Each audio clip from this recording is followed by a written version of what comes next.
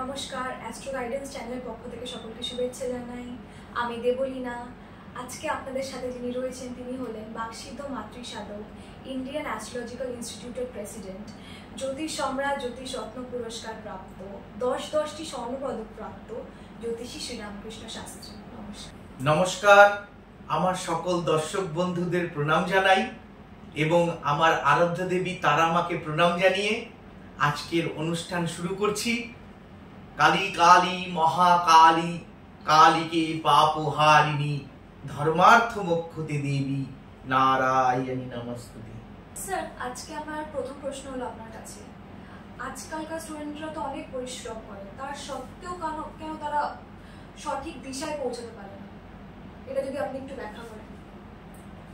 ব্যাপার হচ্ছে এই যে আমরা জাতক জাতিকাগণ এক একটা জন্মকালীন যে গ্রহ নক্ষত্রের অবস্থানে জন্মগ্রহণ করে, দেখা যায় তারা কিছু কিছু প্রতিভা নিয়ে জন্মায়। অনেকে আমাকে বলেন, রামকৃষ্ণদা, একজন ডক্টর এসে বললেন, রামকৃষ্ণদা, আমি তো নাম করা একজন ডক্টর, আমার নার্সিং হোম রয়েছে, আমার সন্তানও যেন ডক্টর হয়। একজন ইঞ্জিনিয়ার, তিনি চান তার ছেলে একজন সিভিল ইঞ্জিনিয়ার হোক। একজন অভিনেতা, প্রায় অভিনেতা এসে তার সন্তান যাতে বড় অভিনেতা হয় তার জন্য বলেন কি করতে হবে। কিন্তু বিষয় হচ্ছে আমাদের জন্ম কুণ্ডলিতে আগে দেখে নিতে হবে কোন জাতক জাতিকার গ্রহ অবস্থান কিরকম আছে এবং কার কোন দিকে এগোলে সে সেই দিকে সুফল পেতে পারে। যেমন একটা পালতোলা নৌকো যদি সে স্রোতের অভিমুখে যায় তাহলে সে পালটা তুলে দিতে পারে, হাওয়া তাকে ঠেলে নিয়ে চলে যায়। এবং স্রোতের বিপরীত কূলে যদি নৌকোটি চলে অনেক পরিশ্রম তাকে করতে হয়, দাঁড় বইতে হয়।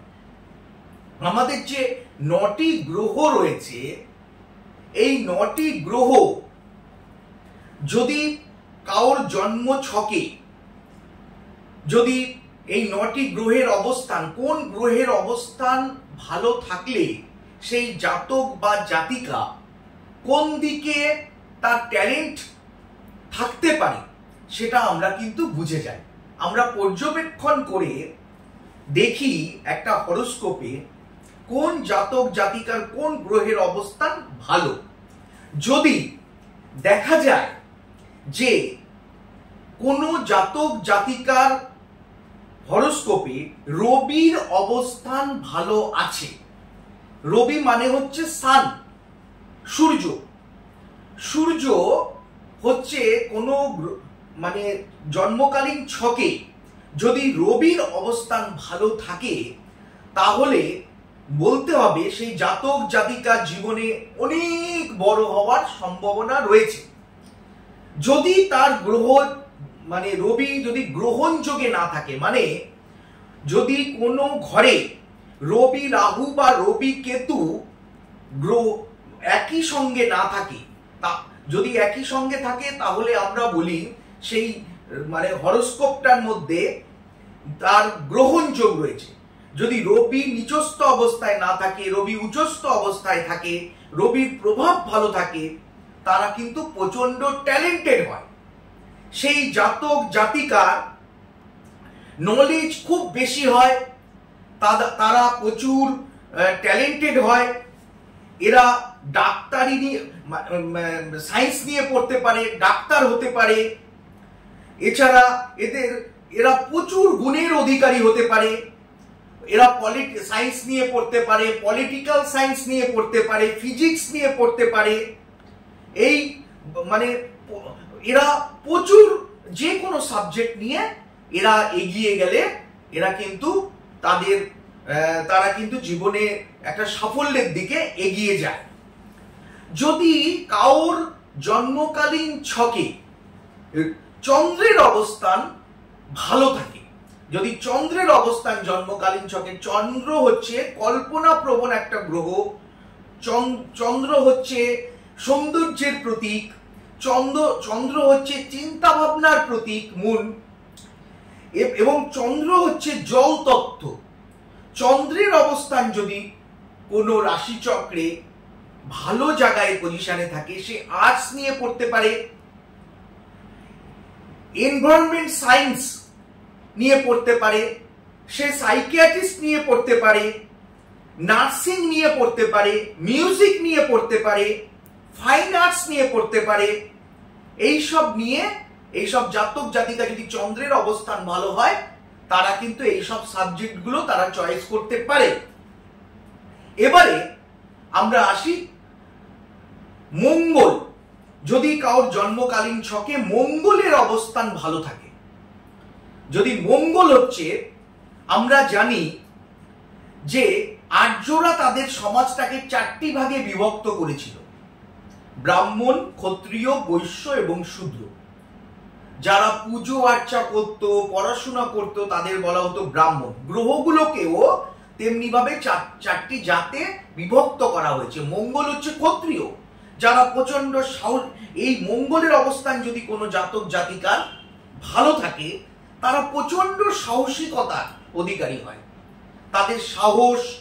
আবার দেখা যায় মঙ্গল যদি লগ্ন, লগ্নের দ্বিতীয়, লগ্নের চতুর্থ, লগ্নের সপ্তম, লগ্নের অষ্টমে থাকে, সেই সব জাতিকাকে ধরতে হবে মাঙ্গলিক যোগ বা মঙ্গল নিচস্থ অবস্থায় রয়েছে। এরা পড়তে পারে নানা রকম mechanical science, civil engineering, electrical engineering, law, সেনাবাহিনীতে যুক্ত হতে পারে।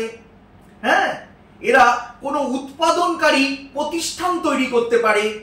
হ্যাঁ, এবার এর মঙ্গল যদি 4th হাউসের সাথে কানেকশন থাকে, হ্যাঁ, তাইলে এরা বড় পলিটিশিয়ান কিন্তু হতে পারে। এই সাবজেক্টগুলো মঙ্গলের জন্য ভালো। এবারে আসি বুধ।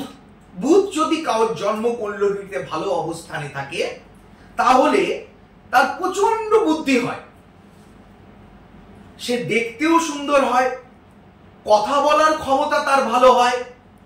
এবং বুধ যদি কারোর জন্মকালীন ছকে ভালো থাকে, সে কিন্তু অ্যাকাউন্টেন্সি নিয়ে পড়তে পারে, স্ট্যাটিস্টিক্স নিয়ে পড়তে পারে, ডাটা সায়েন্স নিয়ে পড়তে পারে, ডেটা সায়েন্স, অ্যাঙ্কারিং করতে পারে, যেমন রেডিও, টিভি, জকি, এদের বুধ খুব ভালো। যারা কোনো চ্যানেলে অ্যাঙ্কারিং করেন আপনাদের মতো, তাদের কিন্তু বুধ প্রচন্ড ভালো। মার্কেটিং নিয়ে যারা সেলস, মেডিকেল রিপ্রেজেন্টেটিভ, এদের বুধ কিন্তু অত্যাধিক ভালো। চট করে সিদ্ধান্ত নিতে পারে, চট করে চিন্তা করতে পারে, অ্যাস্ট্রোলজি নিয়ে পড়তে পারে, রেডিও অ্যাঙ্কার হতে পারে। বৃহস্পতি যাদের জন্মকালীন ছকে ভালো, তারা কিন্তু কি নিয়ে পড়াশোনা করতে পারে আমরা একটু জেনে নিই।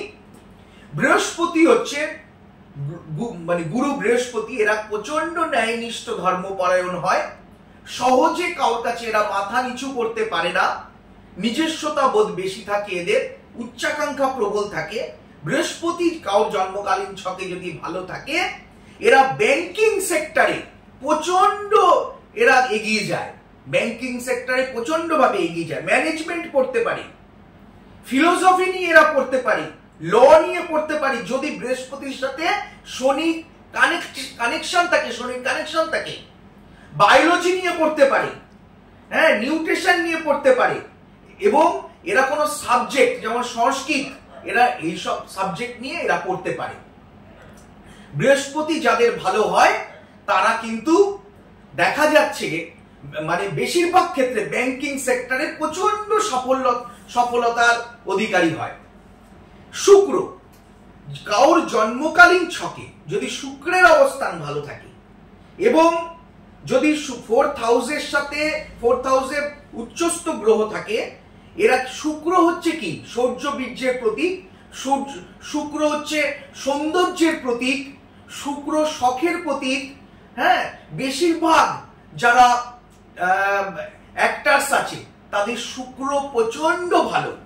এই শুক্র যদি ভালো অবস্থানে থাকে, এরা মিউজিকে যেতে পারে, ট্যুরিজম নিয়ে পড়তে পারে, ওয়েব ডিজাইনিং নিয়ে পড়তে পারে, এরা বড় আর্টিস্ট হতে পারে। এরা এনভায়রনমেন্ট সায়েন্স নিয়ে পড়তে পারে, এবং প্রচুর সাবজেক্ট রয়েছে শুক্রের। অ্যাক্টিং নিয়ে এরা পড়াশোনা করতে পারে। হ্যাঁ, শুক্র যদি এদের ভালো থাকে কারোর জন্মকালীন ছকে। শনি, এবারে আসি জন্মকালীন ছকে যদি শনির অবস্থান ভালো থাকে। শনির অবস্থান, যেসব জাতক জাতিকার জন্মকালীন ছকে শনির অবস্থান খারাপ থাকে তারা কিন্তু প্রচন্ড ছটফটে হয়। তারা কোনো কিছুতে তাদের মধ্যে স্থিরতা নেই, চিন্তা ভাবনা করে কথা বলে না এবং তারা একেবারে উদ্ভ্রান্তের মতো চলার চেষ্টা করে। শনি যদি কারোর জন্মকালীন ছকে উচ্চস্থ অবস্থায় থাকে, এরা মডার্ন হিস্ট্রি নিয়ে পড়তে পারে, হিস্ট্রি নিয়ে পড়তে পারে। এবার যদি 4th হাউসের কানেকশন ভালো থাকে, ইঞ্জিনিয়ারিং এর কিছু সাইডটা সে নিতে পারে। হ্যাঁ, এবার যদি শনি ভালো থাকে, সে যদি আরো শনির 4th হাউস এবং 6th হাউসের কানেকশন যদি ভালো হয়, এরা কিছুটা ইঞ্জিনিয়ারিং বা মেকানিক্যাল ইঞ্জিনিয়ারিং নিয়েও এরা কিন্তু পড়তে পারে। হ্যাঁ, কিন্তু শনি উচ্চস্থ অবস্থায় এবং মানে পুরো জন্মকালীন ছক বিচার করে সিদ্ধান্তে আসতে হবে। তবে শনি মোটামুটি উচ্চস্থ থাকলে এই সাবজেক্টগুলো নিয়ে এরা পড়তে পারে। এবারে আসি আমাদের জ্যোতিষ শাস্ত্রের দুটো ছায়া গ্রহকে নিয়ে, যেমন রাহু এবং কেতু।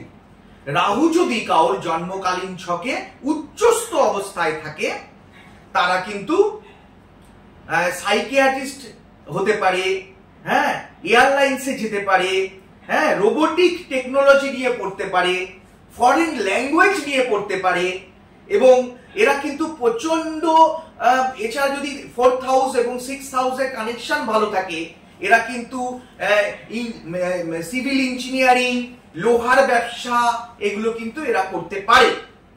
জন্মকালীন ছকে যদি কেতুর অবস্থান প্রচন্ড ভালো অবস্থায় থাকে, এরা কিন্তু কেমিস্ট্রি নিয়ে পড়তে পারে, ড্রাগিস্ট হতে পারে, আয়ুর্বেদ নিয়ে পড়তে পারে, আর্টিস্ট হতে পারে এবং যে কোনো সাবজেক্টে এরা হায়ার এডুকেশন করতে পারে এবং পিএইচডি করতে পারে। এছাড়া যেটা দেখা যাচ্ছে, যাদের কেতুর অবস্থান কিন্তু ভালো, মঙ্গলের সাথে কেতুর একটা কানেকশন রয়েছে, এরা কিন্তু প্রশাসনিক অ্যাডমিনিস্ট্রেটিভ লাইনেও কিন্তু এরা ভালো পজিশন পেতে পারে।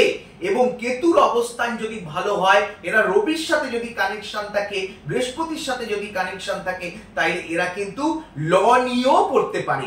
কেতুর অবস্থান ভালো থাকলে এইগুলো হতে পারে। এবারে আমি একটা কথা বলি, যারা চাইছেন যে আপনার সন্তান প্রতিষ্ঠিত হবে, মনে রাখবেন যে সন্তানকে প্রতিষ্ঠিত করাতে চাইলে শুধুমাত্র যে কোনো সাবজেক্টের উপরে চাপ দিয়ে, ভালো করে প্রেসার দিয়ে কিন্তু তাকে একটা জায়গায় পৌঁছানো যায় না।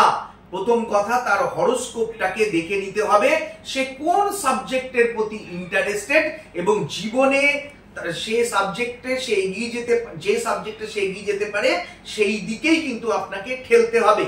আরেকটা কথা, বিষয় হচ্ছে যারা স্টুডেন্ট তারা কিন্তু তাদের পড়াশোনার জায়গাটা পরিষ্কার পরিচ্ছন্ন রাখতে হবে, সকালে উঠতে হবে এবং প্রচুর পরিশ্রম করতে হবে। চাণক্যের একটা শ্লোক রয়েছে, অলসস্য কুত বিদ্যা, অবিদস্য কুত ধনম, অধমস্য কুত মিত্রম, মনোমিতস্য কুত সুখম।